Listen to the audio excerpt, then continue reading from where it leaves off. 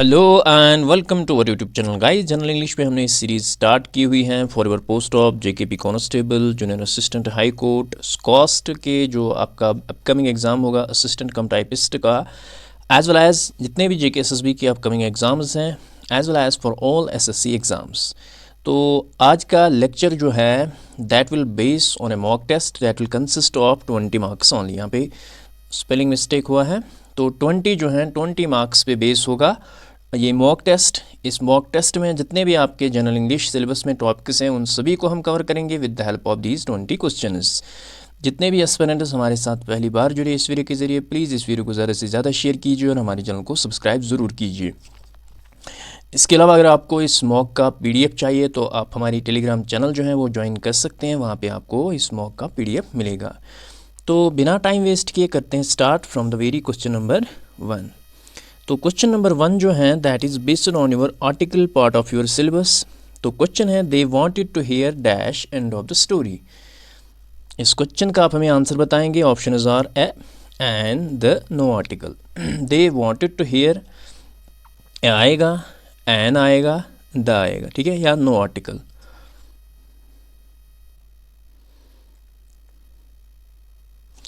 Option number C जो है यहाँ पे करेक्ट आंसर आएगा, ठीक है। Option number C, this is a mock test, इसमें हम ज़्यादा एक्सप्लेनेशन पे नहीं जाएंगे। ऑप्शन नंबर सी यहाँ पे करेक्ट आंसर आएगा। Let us move to question number second. Question number second जो है again this is based on article student dash student should learn from the best expert she or he can find, ठीक है। Dash student should learn from the best expert she or he can find, ठीक है। तो यहाँ पे option है N the, ठीक है। तो यहाँ पे कौन सा आर्टिकल यूज़ होगा, एन, द और नो आर्टिकल। तो इस क्वेश्चन का जो करेक्ट आंसर आएगा that is option number B. यहाँ पे जो है करेक्ट आर्टिकल आएगा यानी a student should learn from the best expert sure he can find. Let us move to next question. Next question is that child died dash heavy fever, ठीक है। That child died at for with of, ठीक है। That child died, यहाँ पे आपको correct answer बताना है। Preposition पे बेस क्वेश्चन है। दैट चाइल्ड डाइड, यहाँ पे ऑप्शन नंबर डी जो है करेक्ट आंसर आएगा, ऑफ हैवी फीवर, ठीक है, of heavy fever. Option number D जो है यहाँ पे करेक्ट आंसर आएगा। Let us move to question number 4। यहाँ पे दो ब्लैंक्स हैं। He arrived dash the airport dash time for the plane. Option is are in, at, on, at, in, on, इन। तो लोकेशन के लिए यूजुअली हम यूज़ करते हैं एट, ठीक है। तो एक ब्लैंक हम फिल करेंगे। He arrived at the airport dash time for the plane. अब यहाँ पे अगर आप देखोगे एट जो है ऑप्शन नंबर बी और सी में है। अब यहाँ पे ऑन और इन में आपको चूज़ करना है कि कौन सा यहाँ पे प्रपोजिशन आएगा। He arrived at airport on या इन टाइम, ठीक है। On time for the plane, he arrived at the airport. Option number C जो है यहाँ पे करेक्ट आंसर आएगा, that is at comma in जो है यहाँ पे करेक्ट आंसर आएगा। He arrived at the airport in time for the plane. तो यहाँ पे जो है ऑप्शन नंबर सी जो है करेक्ट आंसर आएगा। एड जो है इट स्पेसिफाइज, ये एक स्पेसिफिक इंडिकेट करता है स्पेसिफिक पोजीशन या लोकेशन। और इन जो है यहाँ पे इट मीन्स अर्ली एनफ, ठीक है, अर्ली एनफ, यानी वो टाइम से पहले ही एयरपोर्ट पहुँचा। तो ऑप्शन सी जो है यहाँ पे करेक्ट आंसर आएगा। Let us move to question number 5। Select the pair which has the same relationship. हमें यहाँ पे ये आपका जो एनालॉगीज पार्ट है सिलेबस में उस पर बेस क्वेश्चन है। तो we have to select the pair which has the same relationship. तो यहाँ पे पोक और पिग दिया हुआ है। Pork is related to pig. In the same way आपको बताना है rooster chicken, mutton sheep, steer beef, lobster, क्रस्टसिन।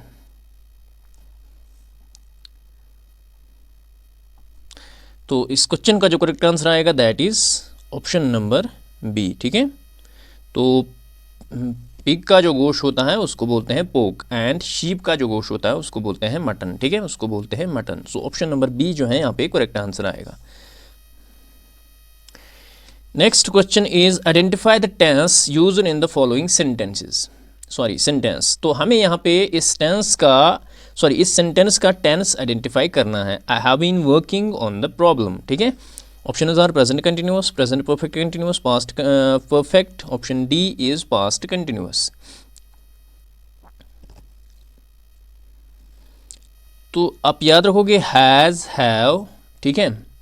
Verb plus ING जो है ये कहाँ पे यूज़ होता है? It is use in present perfect continuous. तो ऑप्शन नंबर बी जो है यहाँ पे करेक्ट आंसर आएगा। Option B is correct here.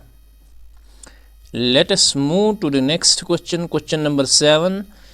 Our teacher teaches mathematics dash English. Options are across, beside, besides, both. ठीक है। Our sir teaches mathematics dash English. तो ये दो prepositions हैं, एक है beside, beside means by side of, और beside जो है it means in addition to, यानी इसके अलावा, in addition to। तो यहाँ पे जो है, यहाँ पे सेंटेंस में बताया जा रहा है कि सर जो है वो मैथमेटिक्स के अलावा इंग्लिश भी पढ़ाता है। सो यहाँ पे जो है ऑप्शन नंबर सी जो है करेक्ट आंसर आएगा। So option C will be correct here.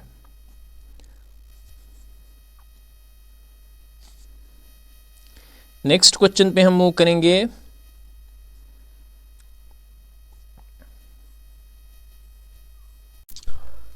Next question is, यहाँ पे which of the following is the synonym of fostering, ठीक है। तो वर्ड जो है that is fostering, FOSTERING। We have to find out among the option is the synonym of fostering. तो option number A जो है that is safeguarding, option B is neglecting, option C is ignoring, option D is nurturing, ठीक है, nurturing. तो fostering का मतलब होता है to encourage development of something, to encourage development of something, ये है मीनिंग किसका? फोस्टरिंग का। इसके बहुत सारे सिनोनिम्स हैं। We have nurturing, we have promoting, we have encouraging, we have forwarding, we have facilitating, ठीक है, we have assisting, we have smoothing. All those are we can say the synonyms of word fostering. So यहाँ पे अगर आप option number D देखोगे that is the correct answer of this question, that is nurturing, ठीक है। तो nurturing का भी सेम मीनिंग होता है as fostering. Option number D जो है यहाँ पे करेक्ट आंसर आएगा।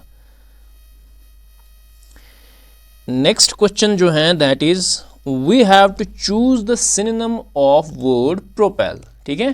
तो प्रोपेल का हमें सिनोनिम देखना है फ्रॉम द ऑप्शंस। तो ऑप्शंस जो है those are, option number A जो है that is drive, option B is that is burst, option C is that is assimilate, it is acclimatize, option D is that is modify।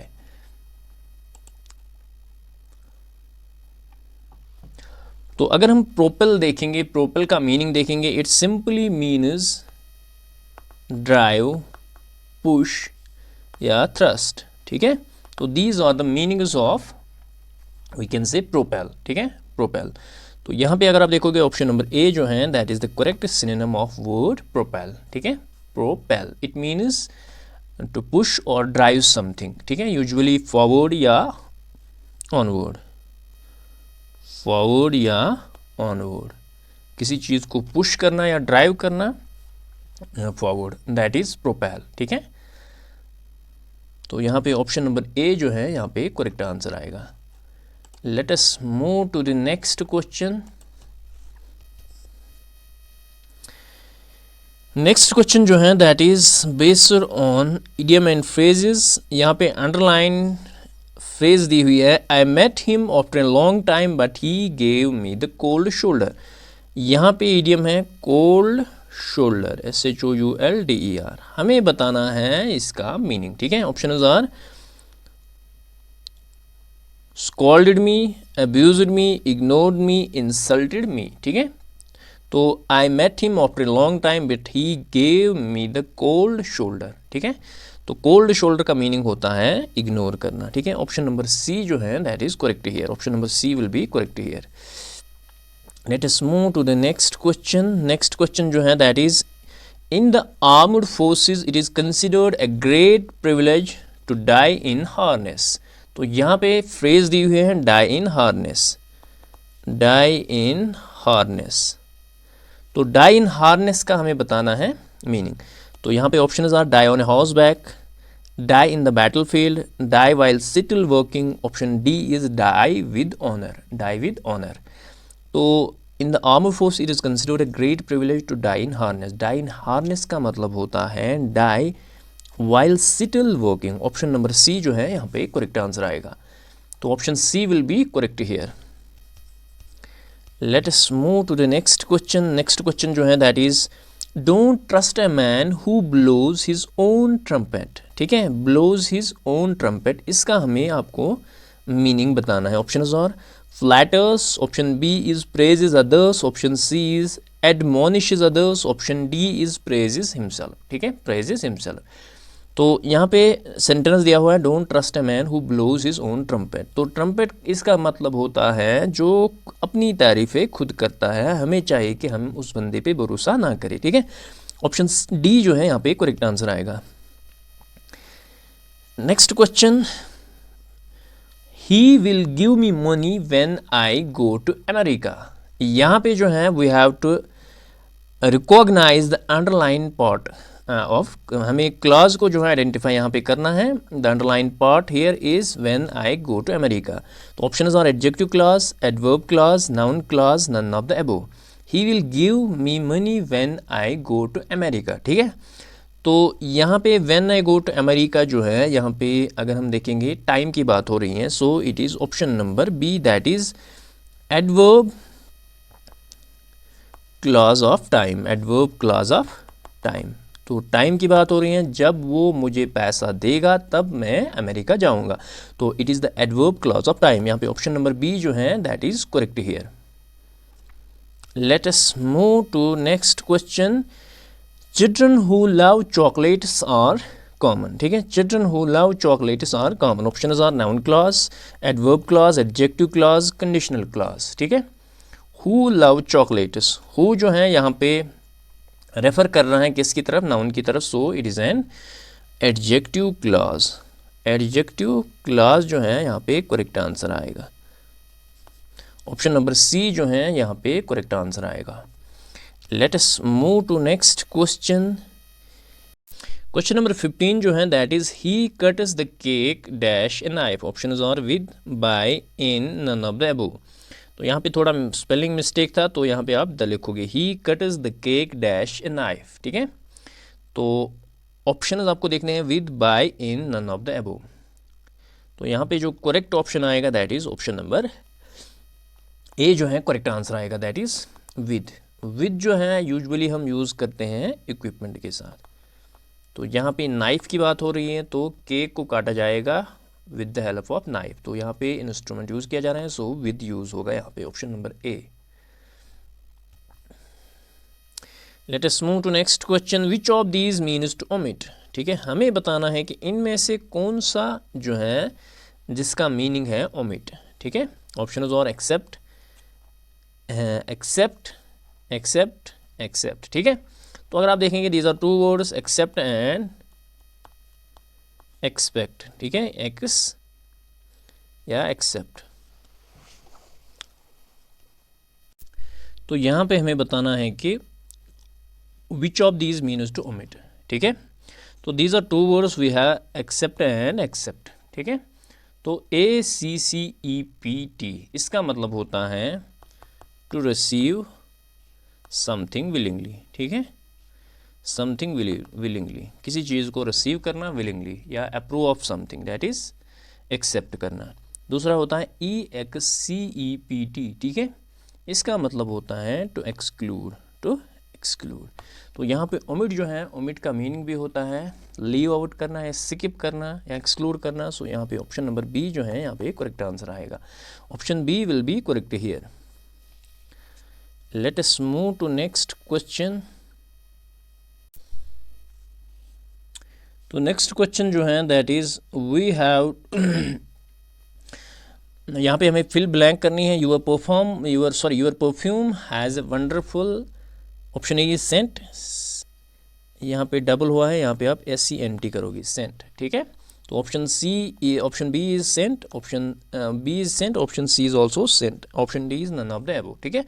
तो Saint जो है SCENT का मतलब होता है जो परफ्यूम वगैरह होती है, ठीक है, उसी को बोलते हैं सेंट। और SENT जो है इट इज़ एक्चुअली, इसका मतलब होता है टू सेंड, ठीक है। It is the past participle form of verb to send. तो यहाँ पे CENT is actually 1/100th part of dollar या यूरो का जो 1/100th पार्ट होता है वो होता है सेंट, CENT। तो यहाँ पे जो है परफ्यूम की बात हो रही है, सो ये ऑप्शन नंबर ए जो है करेक्ट आंसर आएगा। तो SCENT का मतलब होता है सेंस ऑफ स्मेल, ठीक है, स्मेल, SCENT। तो ऑप्शन ए जो है यहाँ पे करेक्ट आंसर आएगा। Let us move to the next question. Next question जो है that is my mother dash up early in the morning. Options are get, gets, will be, shall be, ठीक है। My mother get, my mother gets, my mother will be, my mother shall be, ठीक है। तो option आप choose करेंगे। तो यहाँ पे जो करेक्ट आंसर आएगा that is option number B, that is gets. तो गेट्स जो है करेक्ट आंसर आएगा। My mother gets up early in the morning, option number B will be correct here. Next question जो है that is which of these sentences has the comma in the right place. हमें बताना है कि इनमें से किस सेंटेंस में जो है कॉमा राइट प्लेस पे है। तो यहाँ पे आप देखोगे प्लीज गेट मी, उसके बाद कॉमा है, some eggs, milk and some butter, please get me some, उसके बाद eggs comma milk and some butter. Option C is please get me some eggs milk, उसके बाद comma and some butter. Option D is please get me some eggs milk and comma some butter. तो ये आपका punctuation पे based question है। तो इस question का आप हमें करेक्ट आंसर बताएंगे।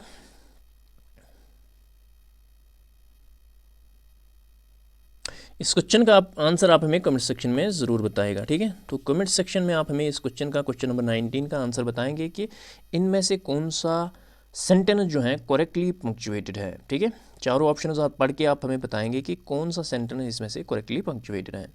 We will move to next and last question of this mock.